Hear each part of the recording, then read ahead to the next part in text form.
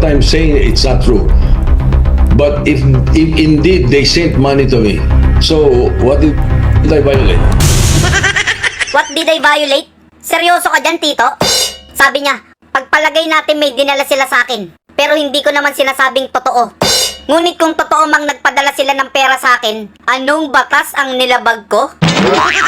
Tumanda ka na dyan sa Senado, hindi mo alam yung batas na nilabag mo? Makinig ka, papaliwanag ko sa'yo. May magnanakaw sa kanto. Tapos yung mga ninakaw, dinala sa'yo. Anong tawag mo doon, Tito? Huwag mong sabihin hindi mo alam yung batas na nilabag mo. Galing sa nakaw tapos tinanggap mo. Biruin mo, nakaw pa lang sa kanto yon, meron ng kaso. How much more na galing sa nakaw ng pera ng Pilipinas ka para sa mga Pilipino? Nakaka-high blood ka, Tito. Tapos confident ka pa, sasabihin mo anong batas ang nilabag mo? Ninakaw galing sa pera ng Pilipinas tapos tinanggap mo. Pera yun ng Pilipinas, hindi yun sa'yo. Namo. Ano daw batas yung nilabag niya? Hindi mo talaga malalaman yung kasi gumraduate ka sa One Ball University. Ang magiging kaso mo doon, illegal possession of briefcase from National Treasury. Or anti-fencing with extortion and bribery. Pwede ring illegal delivery of stolen money. Ano namang masasabi mo dyan? At kaninong helicopter yan?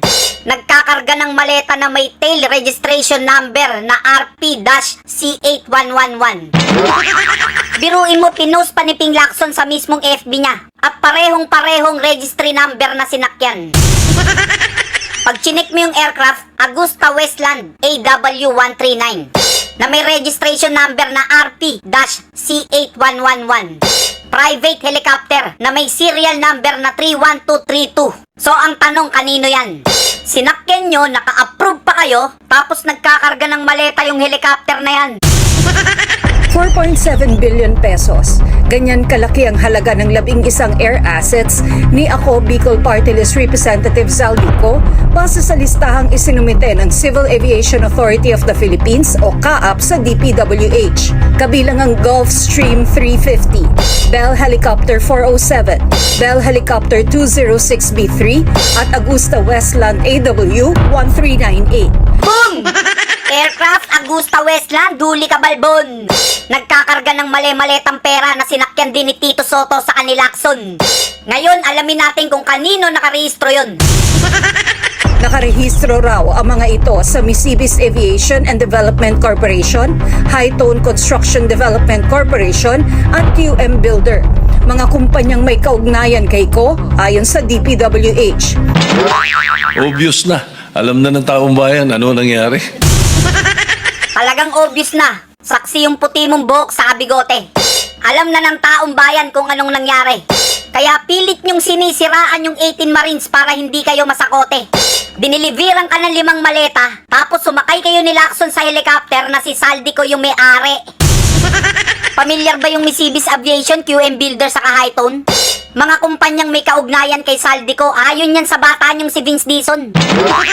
Mahirap talaga pag gumraduate ka sa One Ball University tapos school bukol. QM Builders, yan din yung mga kumpanyang binanggit ng Pangulo mong lakas tama na bulol. Ang High Tone at ang QM Builders kasama sa 15 contractors na ayon sa Pangulo ay nakakuha ng 100 billion pesos na proyekto mula sa gobyerno. Pagpalagay natin may dinala sila sa akin, no? So, what did I violate?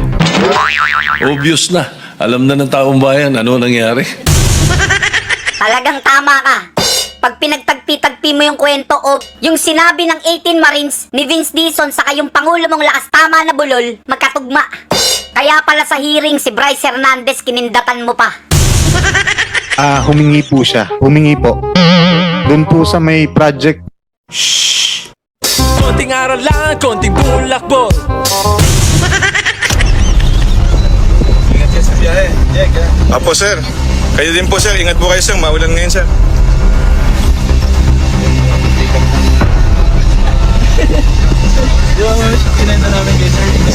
Sir, good luck po sir. Ingat po kayo. Sure. Ingat po. Sir, ingat po. Go! Okay, start na kami ha. Sige. Naka-waste po ba kayo? Hindi. No ways. No waste, oy. RJ, Kita mo? Obvious na talaga. Nakasenyas sila ng approve sa video nila. Nakasenyas din sila ng approve sa picture nila. Kaya pala nung naging chairman si Ping Lacson, anak ng buhaya, wala tayong napala. Uy, dili pa rin na tayo.